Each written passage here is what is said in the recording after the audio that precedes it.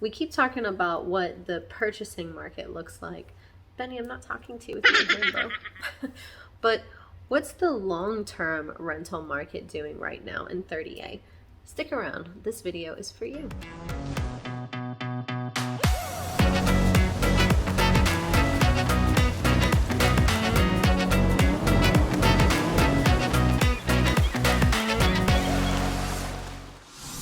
I'm AJ Baduke with the luxury division of the Emerald Group right here on the Emerald Coast.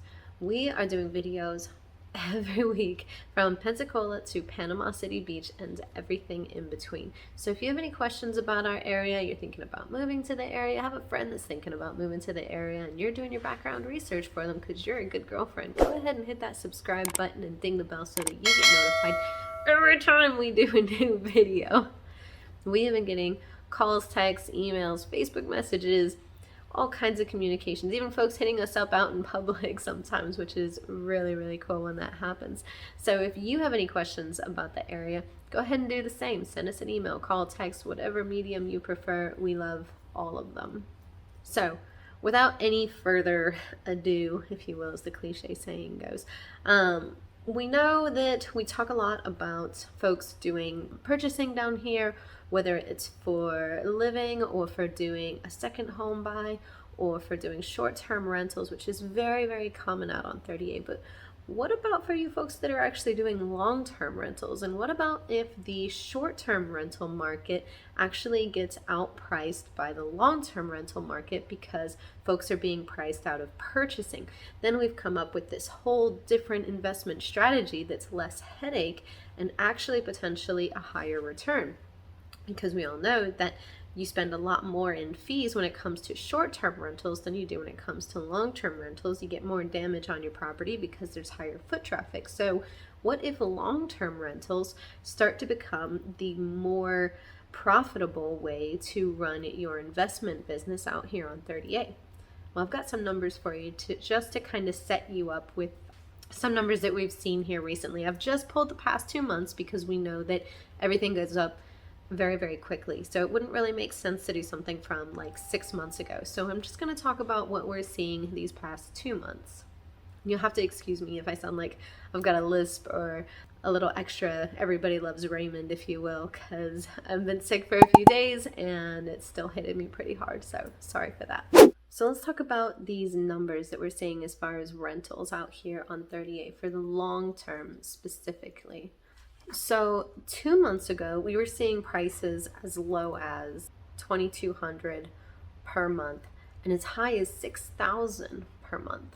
And you would think that of all the average days on the market, that the one for $6,000 would be the one that topped the charts, was on the market longer than anyone else. But it actually wasn't. So that just goes to show that these prices can work for folks even on a long-term rental basis. 2 months ago, we had 15 active long-term rentals, and in the past month, we only had 6. So that shows us that there aren't that many long-term rentals in the area, which means for someone who is trying to live out here long-term but can't necessarily afford to purchase, maybe they don't have a down payment for it, but they do have enough cash flow month to month, this could be a really lucrative way for you to diversify your portfolio, especially in real estate.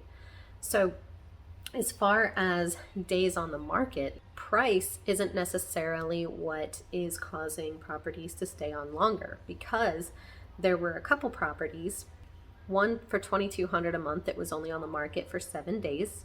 And then there was one for $4,500 and one for $5,500 each per month. And those were both only on the market for 10 days apiece. I will say there still has to be some kind of additional perk rather than just, I'm on 30A, to being able to get the price that you want, of course, for the long-term rentals, because there was one for rent that stayed on the market for 192 days. And it was at a $4,500 a month price point. So definitely need to take into consideration the amenities and how bad is someone going to want to be in a specific area. What is it that they're trying to be next to as far as, work and such, that they need to be in a specific area that kind of motivate them to pay your price. But this is just to show you that even though there aren't many long-term rentals numbers to go off of in this area. There are quite a few that would show that if there's a slowdown in the short-term market, and for folks buying that still want to be out here long-term, this is a great niche to start to kind of get into.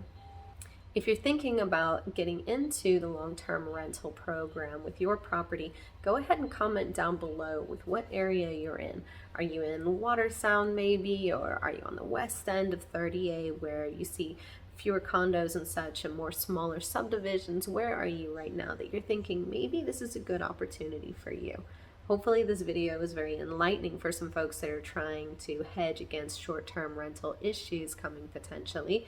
And just good information for anyone who owns a property out there that's just considering, having, one form of maybe one short-term rental and one long-term rental, and seeing which one outperforms the other so that you know which way to go, or just to help you potentially diversify, because we never know. We don't have a crystal ball, like Mongo likes to say. So it's always good to have as much information that we can to just keep up with the times and get ahead of them, if you will. Don't forget, hit subscribe, ding the bell. See you at the next one.